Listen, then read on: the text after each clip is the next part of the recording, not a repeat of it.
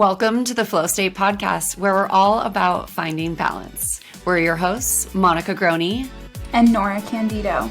Now let's get into the flow.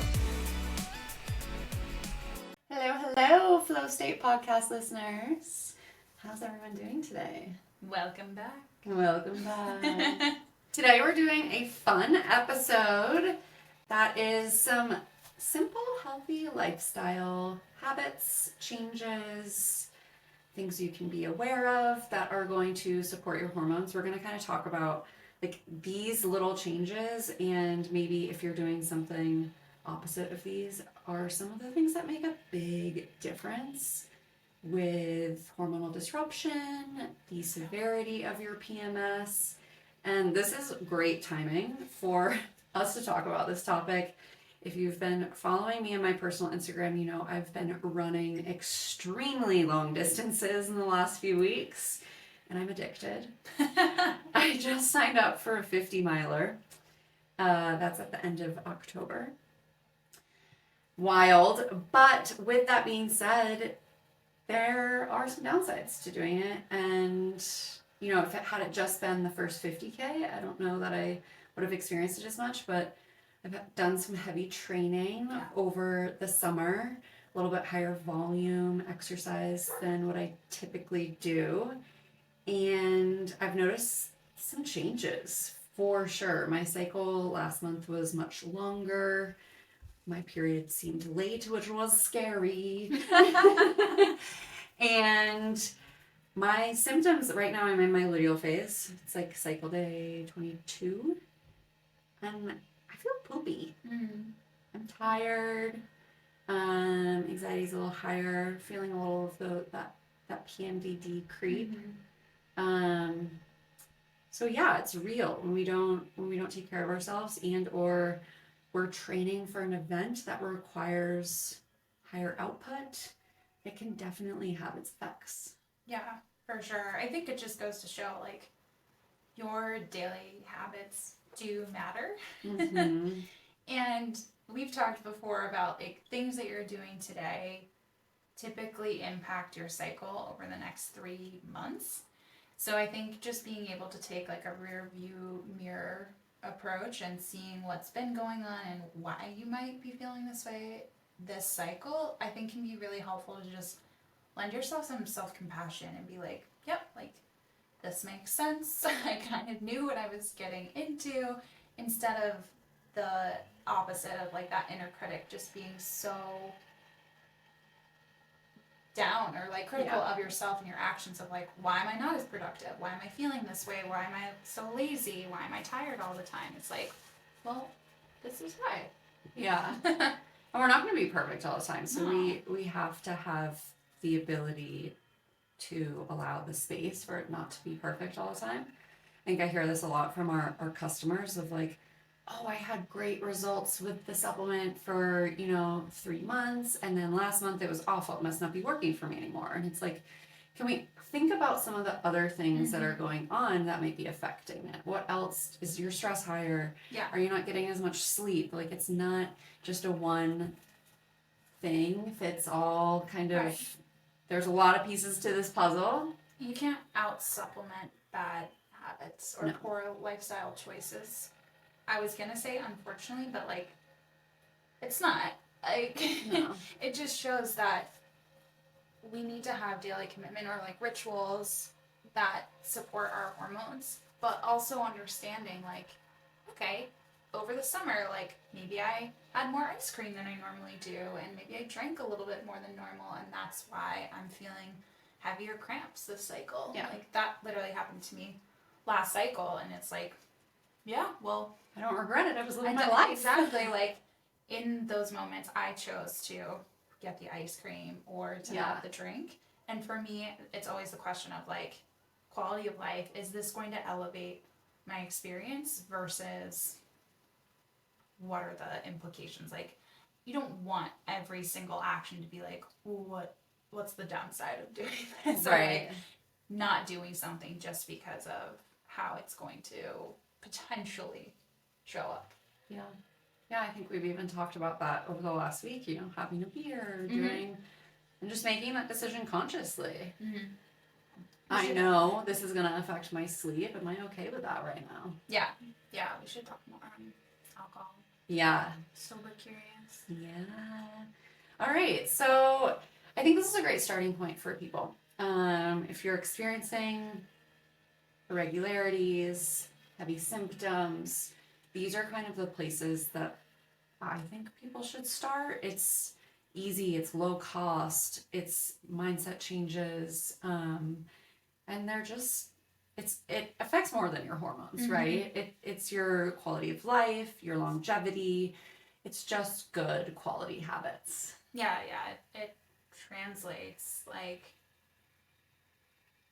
how you're feeling is going to impact your relationships and your work, and vice versa. Your work and your relationships are going to impact how you feel and all the above. So I of course, maybe a little biased, but thinking about the nutrition side of things always, and I think this is a huge place that I see a lot of people, and where I start with, like, the foundational information. Like, we need to be eating enough, we need to be getting enough of the macronutrients, the protein, the carbs, the fat, because all of them go into building our hormones. And if we're not getting enough nutrition, that is sending signals to our body of, we are not in a place to have a child right now, and that is going to shut down some of the other processes, like ovulation, for example, or it just might not be optimal. And for me, this was definitely a big one. Like,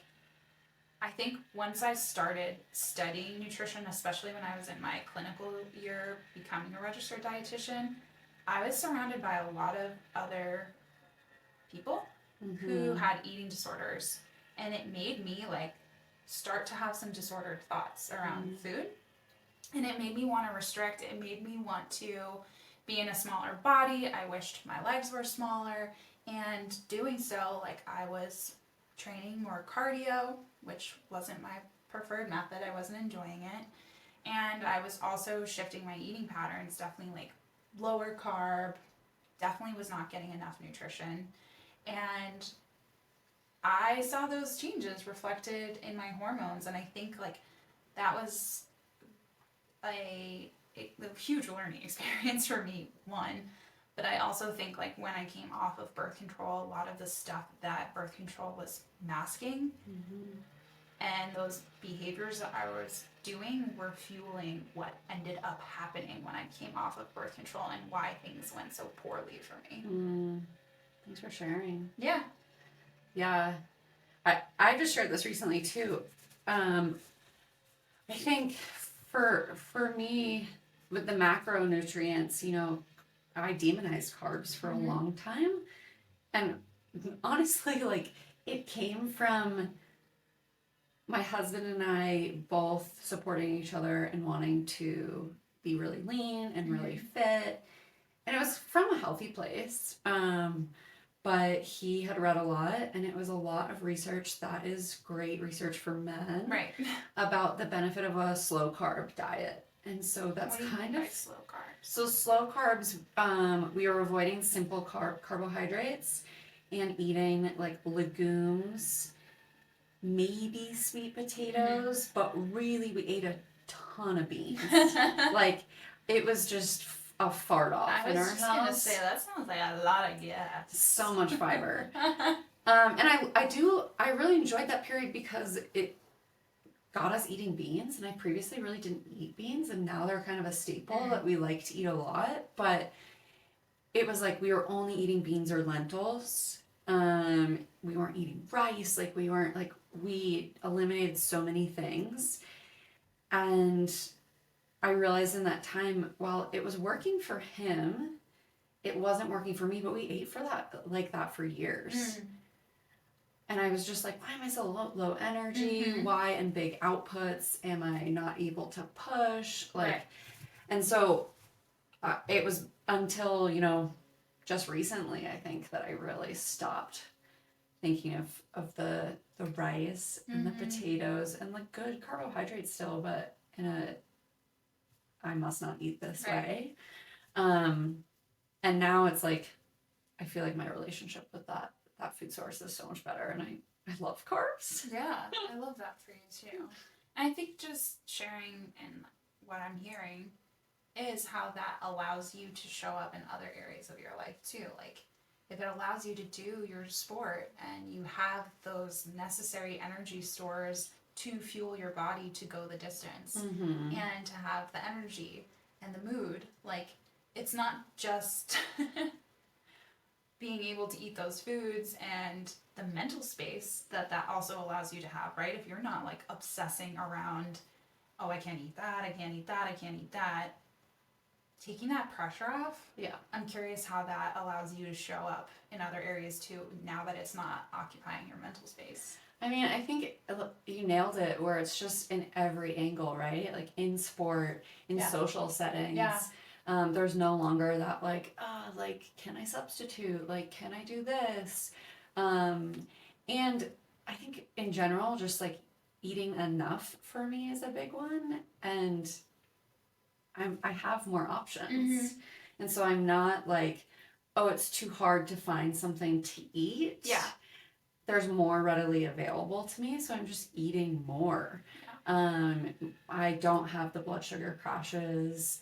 I'm more satiated throughout the day. I'm not having a 3 p.m. like mood / focus dip. It's just across the board, like work, play, social, fun, all of it better. I mean, we're going out for dinner tonight for our birthdays, and I'm for sure getting pasta. Yeah, and I'm excited about it. Like, yeah, me too. Pasta's my favorite food. I'm so excited. So excited. I think that might be a good thing to talk about too. Like, I think people can demonize the simple carbs because of the blood sugar side of things. Of, oh, this is gonna spike my blood sugar. And I love the hack. I think you taught it to me. Yeah. Of like, have a little apple cider vinegar before, and that'll help eliminate the spike. That's my favorite thing, especially when going out. Like, even before, if I'm getting to a meal and I'm already really hungry, the last thing that I should do is have alcohol. That makes me feel something sooner, and it's not going to make me feel good. So I like starting my meal with seltzer water, and if I'm out and it's not any sort of vinegar, I'll just ask for the bitters that they use to put in a cocktail. And I'll start with that, and then I like starting with a salad. Like, the first thing that most restaurants do is bring out a warm, delicious basket of bread. And it's actually intentional why they do that, because you eat the bread first and you have a huge blood sugar spike, and by the time your entree comes, you're crashing, so you're ready for round number 2. So it's actually like, it's strategic on the business side of things, which is wild, to have you eat more.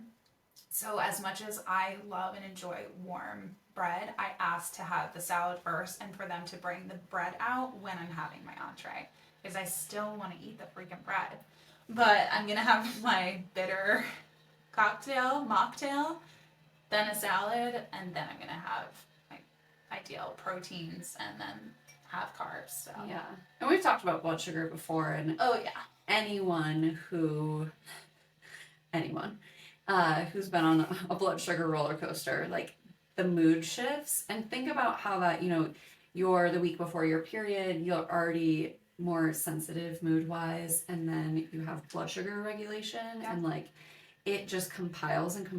So a simple trick like that, if you are going into a meal that has potential to spike your blood sugar, like little tricks can make a big difference. Totally. And like, just make it accessible too. Like, it doesn't have to be overcomplicated. And also, like, doing that once in a while, even if you have a huge spike and crash, isn't going to be the reason that your hormones get effed up. Like, it's the repetition, the consecutive actions of doing the same thing. It compounds. So, well, results don't come from one action. They come from one action over a period of time.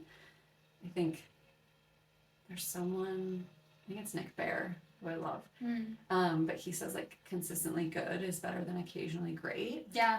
And it's true. Yeah, like, I love that. Not to be perfect all the time, but consistency matters. For sure.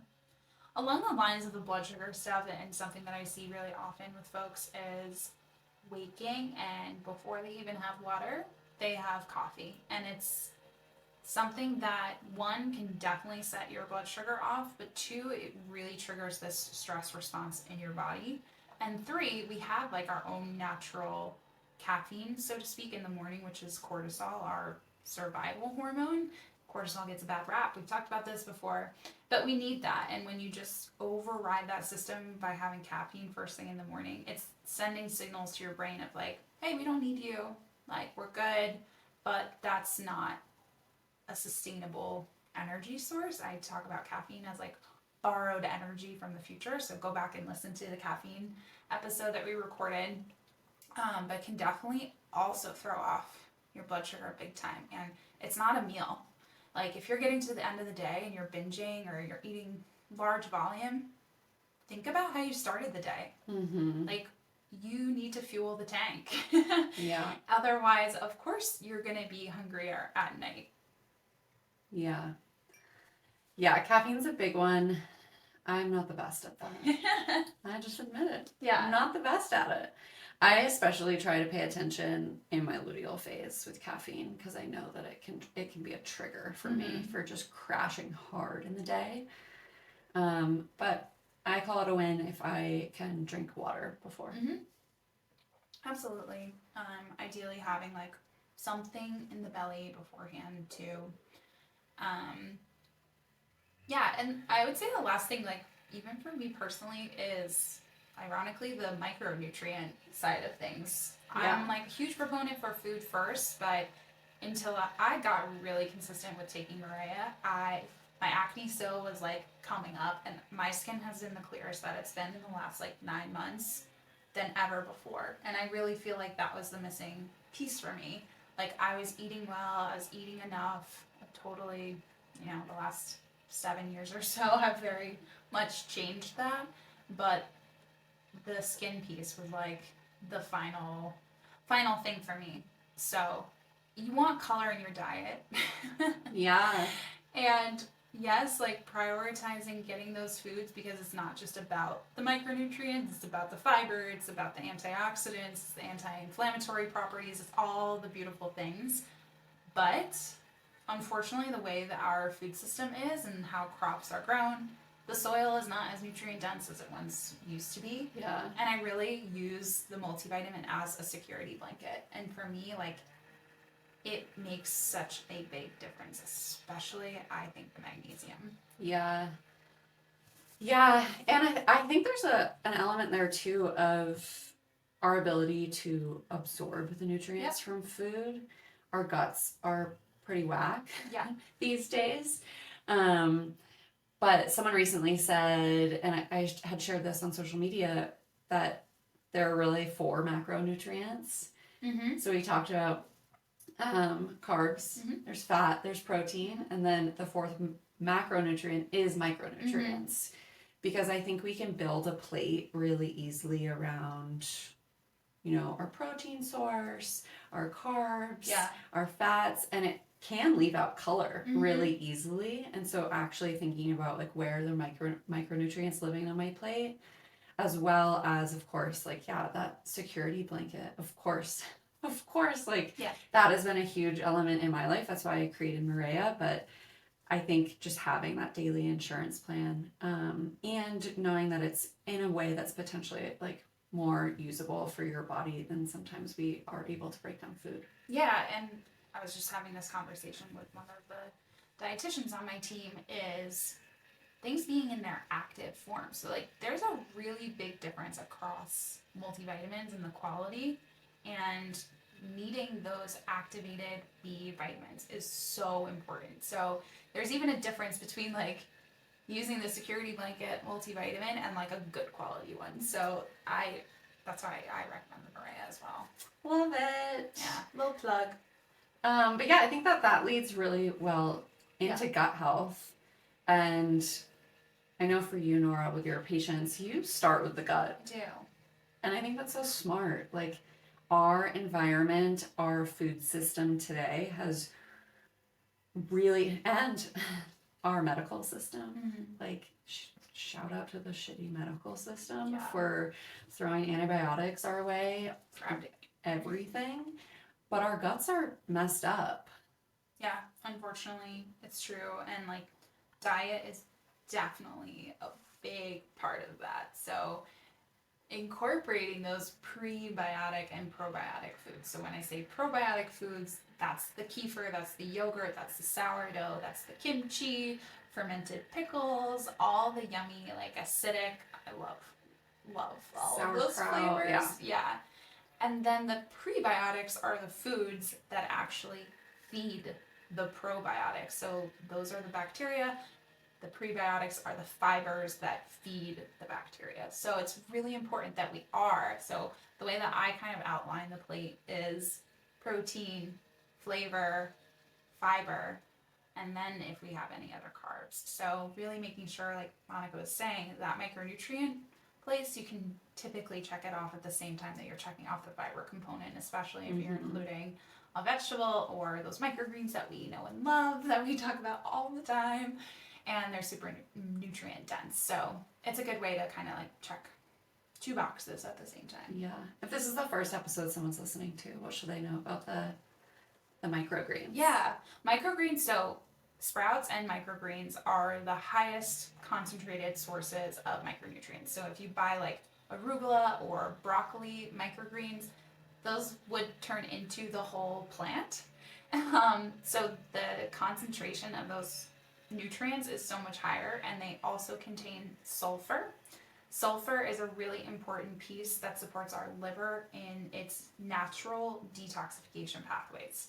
So that word has gotten blown up, but our body has all of its own detox mechanisms internally.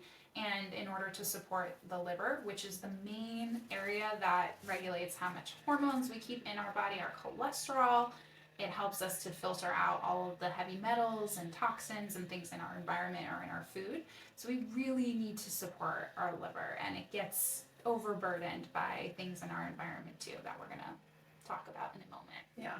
So that is a really, really important piece, and a super easy way. Just they're pretty. They're so easy to add on top of anything. Literally. Like, we just had chili the other night. Mm-hmm. Like, a lot of times we'll put cilantro on top, but I'll just like put a handful of microgreens too. Yeah. Or like add them in a salad. Like have your greens and some microgreens. Put it on top of your scrambled eggs in the morning. Yeah. Like, it's just an easy way to add a splash of green to your plate. And I mean, they taste good, but a lot of times too, you can kind of like just mix them into whatever you're eating, and it's like they're not even there. Yeah. So I've loved that tool as an easy way to just like add a little color to my plate. Yeah. I think another thing that I really like for the gut too is bone broth. Mm-hmm. Yeah, bone broth can be great. To me, that always feels really nourishing. Mm-hmm. I don't know like what role it necessarily plays, but So like the bone broth itself has a lot of natural collagen. Obviously, it also has glutamine in it, which can be helpful for repairing the GI tract lining. It's good for, I would say, a lot of individuals. Some folks might have what's called a histamine reaction to bone broth because it is created over a long period of time.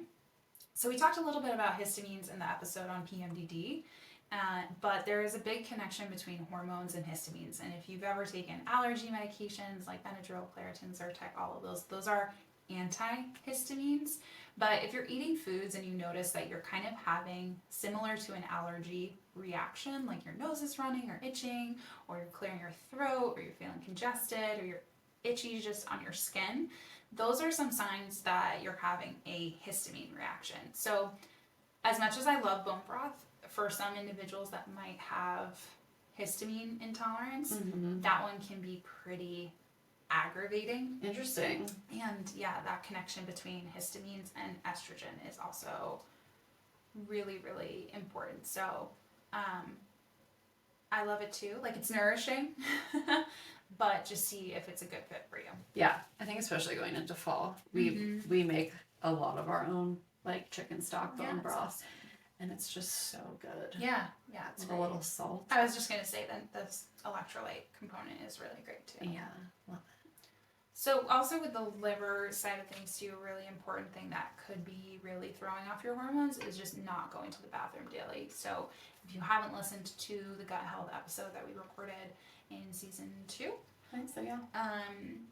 Go back and listen to it. There's a huge connection between our gut and our hormone health, and as Monica shared, like that is why I start in the gut, and a lot of that is also from my own personal experience of having a lot of GI issues that were then showing up as hormone issues. So really important. You gotta poop. Girls gotta poop. Yeah, and there's nothing better than taking a nice dump. It's true. Like, TMI, but I don't care. Talk about quality of life. Like it's a big thing. Yeah, Seriously. for sure. Nora mentioned this a little bit, but I think we have to talk about endocrine disruptors and our environment a little bit too. Like we were saying, I think a lot of these environmental factors are changing the nutrient density of our food. Yeah. They're changing our gut. And they're everywhere. Yeah. Everywhere. We did a whole episode on this. Awesome. What's the book? Our endocrine disruptors. Yeah, with Jenna. And I think it was really good. I'm actually surprised that episode doesn't have more listens because it was super interesting. But these endocrine disruptors are literally everywhere in our life. And I think that you could make yourself crazy trying to eliminate them. So like pick a few areas that you're going to do better and do it over time. Yeah. But I was just, again, talking about this on social, but my husband bought goddamn fragrance, like smelly trash bags, and it's making me crazy. Actually, I had so many DMs this morning. People are like, just throw them away. I'm like, yeah, why haven't I done that? Or donate them.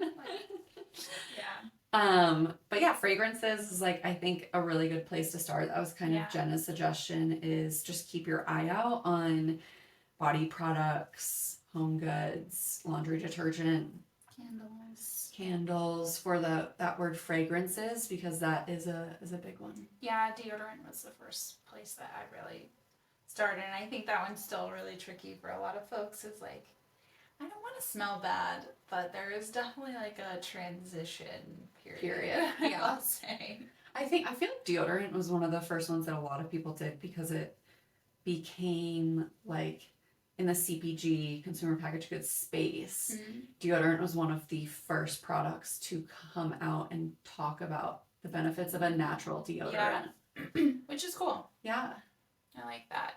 But yeah, outside of that, like things that really pertain to our environment too could also be like your work environment, your home environment. They are not necessarily the physical. Yes, those things matter too, but like, are you in a toxic work environment? Do you have a toxic relationship, even if it's a friendship? And I think we should have like a whole conversation about social media, but this is something that I'll have a lot of my clients do too, is just like go through your social media, and if a specific person or category gives you kind of an ick feeling, unfollow, unsubscribe. Even if it's us. Yeah, even if it is me, please unfollow me. Yeah, I've said that too. Like, or your family. Like, you can mute people as well if you don't want to unfollow them, not to create drama. I think that that's really important. But I think acknowledging how much we just surround ourselves with that content and how it can influence our behaviors and our mindset as well. So, if you're seeing all these ultra thin females or athletes and really disordered behaviors, that might seem normal to you because that's just all that you're seeing. But if you include people that don't look like you on your profile, or maybe folks that are LGBTQA, and just like open your ideas, your mind to, there are so many other things out there. There's not one right way, and I think it's really important that you flood your brain with diversity. Yeah. If you're on social. I think too, just having some awareness around what you're consuming and how it makes you feel. Yeah. How is this making me feel? Even asking that question. And I fully I'll fully like admit this, and this is something that awareness has come to for me recently, is I was following a lot of entrepreneurs and like feeling a lot of angst and jealousy. Yeah. And then I started asking myself, but would I want what they have?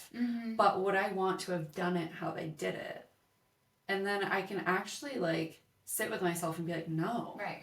Like I don't know what I'm being jealous of, because at the end of the day, I don't want their journey. And so I think just taking that moment to ask yourself some questions, how you're feeling, how this makes you feel, like, do I not want to see this anymore? Yeah. Is this causing me more harm than good? And just bringing awareness to the emotion that's coming from, like Nora said, it could be a workplace, it could be a relationship, a friendship, any of those things. Yeah. And Instagram specifically, like, you can kind of curate that experience a little bit and choose who you follow, what's going to be on your newsfeed. Aside from going to your discovery page and just scrolling on reels, then you don't really have much of a say, or same on TikTok. But it's just something to be aware of, and also maybe just doing like a little digital detox can also be really helpful for your mental health. And for me, it's the creativity side of things, like you were saying. Like, I'm really creative and I like to think I have innovative ideas, and I don't want to see somebody else doing what maybe I thought was my idea, or it is great for inspiration, but in the same breath, like, I want to create my own things too and be unique, not just do what everybody else is doing. Yeah. And I think it can be a mechanism that we use as, it's like a coping mechanism. Sometimes we pick up our phone and start scrolling because we're like bored or want to be distracted. Yeah. And how can we mindfully, instead of picking up our phone in that moment, or when we do pick up our phone, be like, is this what I need right now? Yeah. Is this truly what I'm needing? Or if I took 60 seconds and did some breathing, would that feel better? If I went outside for a 10-minute walk, would that feel better? Yeah. Maybe I am needing a break, but is this the best way to do it? Is this truly what my body needs right now? Yeah. I love that. That totally trickles into like the nervous system dysfunction and even areas of stress in our life, I think. And this is a huge area that a lot of folks are navigating, dealing with, and we can't avoid all types of stress. Yeah. Like, it's not possible. So what are ways that we can refill our cup, reduce the stress? Like, what is in our power around setting those boundaries? And like, if you are in a toxic relationship or friendship or work environment, like, what can you change? Yeah. Like, what are some tips that you would give somebody to say? Wow, that's a loaded question. And not just around like the work environment stuff, like what are simple ways that you can reduce stress? Yeah, for me, it's like going to my journal and starting to understand too, like, where have I not set a boundary in this relationship, workspace, whatever, to help alleviate why this stress is coming up. It's like, for example, if you're in a stressful work environment and it's because you're working 60-hour weeks and your boss is asking you to stay late all the time, like, you shouldn't have to do that. Right. And you have the right to speak up and say things like, hey, I'm happy to stay late. Like, my job means a lot to me, but I can only do it 2 nights a week. Yeah. Like, where have you almost like quote unquote failed yourself to set a boundary?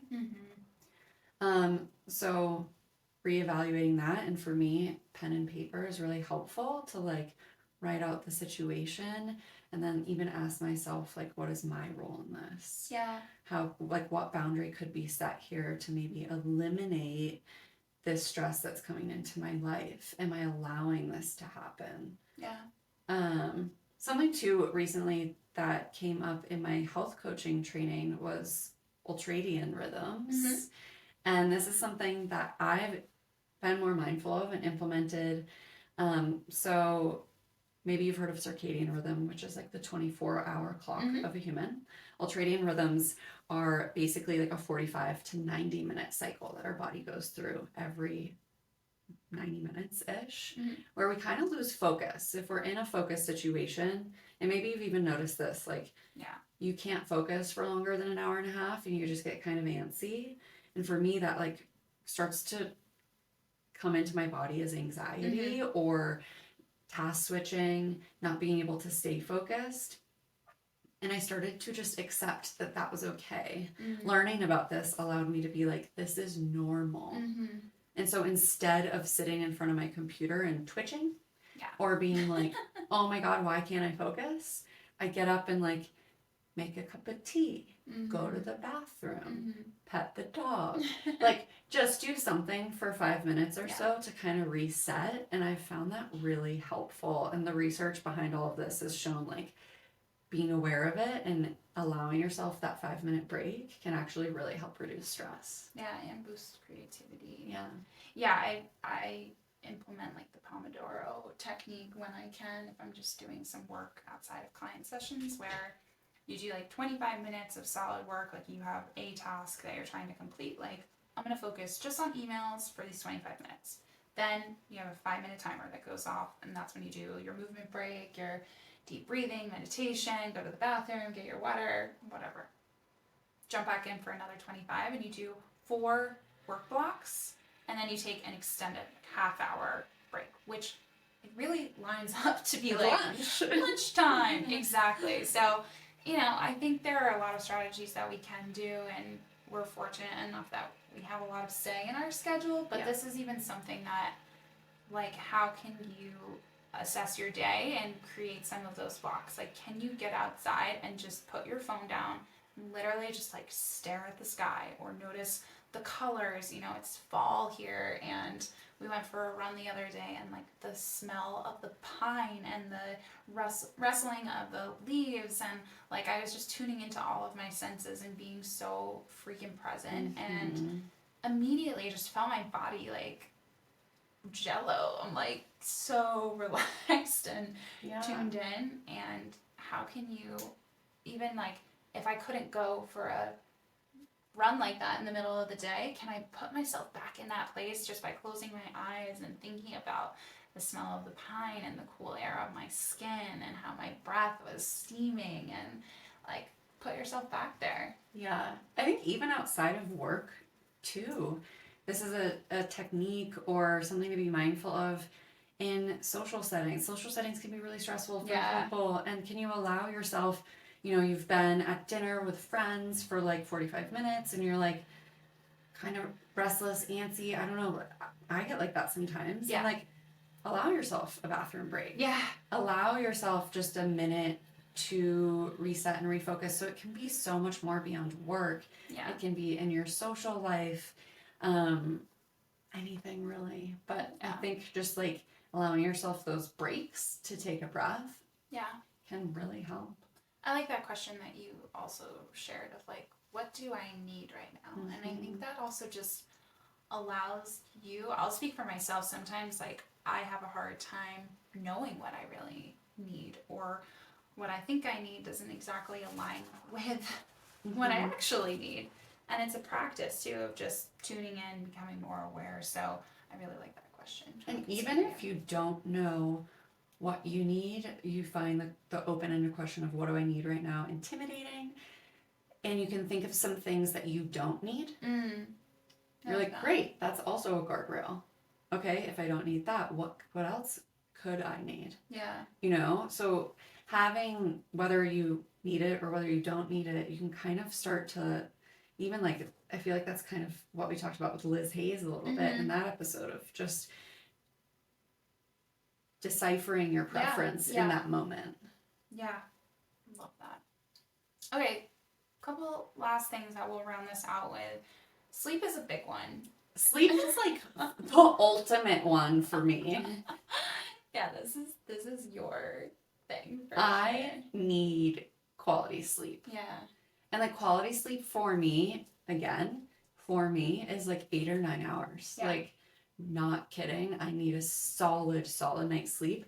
And because I know that this is so crucial for me, if I don't get good sleep, I feel hungover. I feel like I went out partying the night before. I can't get anything done. I like am a waste of space. This is 30. Yeah, maybe it's that I'm 30. I don't know. You're almost there. I know. You're almost there. But I have some serious habits around sleep that I find it challenging, like even when I'm traveling and I don't have my normal home set up for sleep, where I'm like, oh no, like I'm disrupted. When we were in Mexico City, there was like loud noise and I was like, I might die. But those earplugs. Yeah. So some of those things are, my cell phone is not allowed in my bedroom. Yeah. Sometimes that goes out the window when traveling, and that's really hard for me. Really, really hard when I need to use my cell phone as an alarm. I have an amazing alarm that I use. Like, no cell phone in the bedroom. That's it. I also read before bed. Not all the time. Sometimes I'm just tired enough that I'll just go to sleep, but reading before bed is really, really helpful for me. And I love my Sleepy Girl mocktail before bed. So my tart cherry juice mixed with Marea, which has a good amount of really great magnesium. And literally when I do that, like my sleep is so good. Yeah, it makes a difference. I also think like the consistent sleep schedule, as much as you can, it's just called sleep hygiene, is really important, and our bodies just thrive on routine. Yeah. Like we have those natural rhythms that we lean into. So trying to go to bed and wake up around the same time is really, really helpful. And I say like try not to be on your phone within the first hour of waking and the hour before you go to bed too. It's for the blue light, but it is also like stimulating. And if you're waking, rolling over, reading your email, that's gonna send that cortisol right up. Like that is just jumping into your day where can you give yourself just a little bit of time to like ease in? Like go get your water, make your breakfast mindfully, go to the bathroom, like shower. What are the things that you can do to ease in and like set yourself up instead of just diving head first into the day? I think too, when we pick up our phones first thing in the morning, it puts us on the defense for our day. You know, we're already fielding emails, responding to comments, like seeing what someone else did this morning and comparing ourselves. We're immediately put on the defense as opposed to going into our day in charge on the offense. And that my phone stays in my office in the morning. Yeah. And it's my most creative time. I can pick up my journal, I can have ideas like without the input of someone else or what I quote unquote should be doing and starting to shame myself. Like there's just so much benefit, I think, to not letting external in and let our brain have that moment. Yeah, for sure. I mean, there's even research about how it changes our brain waves, and you know, it's much more deeply rooted, and we don't need to get into all of that. But just understanding that, like, it's at a internal, really like important level as well. Yeah. Last thing that we'll touch on, which we've done a handful of episodes on this topic, so I think we're going to talk about exercise very briefly, and I even talked about my overtraining a little bit, but I think if you're curious about the exercise piece and what you could do, should do, could change, could try, that would be more in line with the female body and the female body needs, go back to the Stacey Sims episode, and then we did a Stacey Sims recap episode that kind of just were our big takeaways. But I think the big ones are like strength training is really good for you. Your HIIT classes may actually be moderate intensity, which can be harmful. Actual high intensity is very short stints of very elevated heart rate. We talk about that sprint training in the episode as well. And daily movement, like it's just good. Walking, zone 2 training, so good for our bodies. And we're going to talk about this season a little bit too, about cycle syncing your training. We have some beef of it. Hot takes. So stay tuned for that. But I think the biggest thing I can say when it comes to your cycle and your training is just tune into your body. Ask yourself, is this what I really need right Yeah. now? And if you are someone who trains regimented or you're training for something, for me, like what I love to do is start what's on the quote unquote schedule and give it a go for 5 or 10 minutes and Yeah. see how your body feels. And maybe you don't complete the workout that day and that's okay. Or Yeah. maybe you get going and you're like, damn, I feel good. Yeah. This is what I needed. And especially like if you're in hormone dysfunction, which we've talked about too, you might need to pull back on the duration and the intensity, or build in longer rest periods, take more rest days. And this is so important. This is something that's been really coming up in my Harmonize group right now, of just like the shame that comes up. Like, if I don't go to the gym and I'm gonna get fat and it's gonna happen overnight, I'm gonna undo all of my progress, and like, it's not how it works. No. So, and sometimes what your body is really asking for and needs is more rest, and being able to honor that and seeing how your body also responds is really beautiful. Like, it's awesome. And then seeing how you feel. But what I most often see is people not eating enough and working out and overtraining, and you can really mess up your hormones, you can mess up your bones, you can mess up your brain. Like, it is going to impact so many things. So sometimes what we need is actually more food, more energy, and some rest, especially allowing and signaling to your body that you're safe, that it's okay, it can heal, it can prioritize other things, and it needs nutrition to do that. It needs that energy. So hopefully you can just like give yourself a nice big hug. I know we talked on a lot of different topics today, but this is like really the common themes that we see in areas that can really impact your hormones. And if you want to do a deeper dive, we have an episode on each one of these topics. Yeah. But this is such a great place to start, and would really love to hear like your main takeaways and things that you hope to implement after listening to this episode. But we're just so grateful for you, and thanks, Monica, for sharing parts of your story too. Yeah, thank you for sharing as well. Yeah. I hope everyone listening got something out of today and is, thinking, wow, you guys mentioned something that will really make me feel good or better to focus on. I'm try to focus on all of it at once, please. Yeah. But hopefully some things ring true, and start here. Yeah. Awesome, guys. We'll see you next week. Thanks for tuning in. As always, if you have been listening to the podcast and love it, please rate and review. It means so much to us. Or come say hey on social media. Tell us what episode you like, you love, what you learned. We love hearing from you. And what else you would like to learn. We're always open to taking your ideas and building our seasons around that too. Thanks, guys.